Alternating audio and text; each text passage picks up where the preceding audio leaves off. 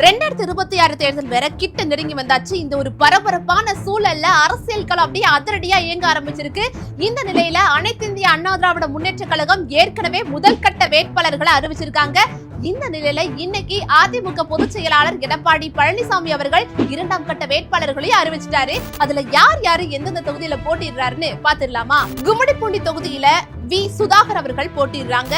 பொன்னேரி தனி தொகுதியில திரு சிறுனியம் பி பலராமன் அவர்கள் போட்டிடுறாங்க. திருத்தணி தொகுதியில திருத்தணி கோ அரி அவர்கள் போட்டிடுறாங்க. திருவள்ளூர் தொகுதியில பி வி ரமணா அவர்கள் போட்டிடுறாங்க. மாதாவரம் தொகுதியில மாதாவரம் வி மூர்த்தி அவர்கள் போட்டிடுறாங்க.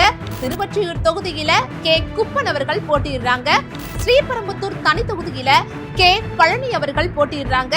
தாம்பரம் தொகுதியில சிட்லப்பாக்கம் சா ராசேந்திரன் அவர்கள் போட்டிடுறாங்க. செங்கல்பட்டு தொகுதியில எம் கஜா அப்படின்ற கஜேந்திரன் அவர்கள் போட்டிடுறாங்க.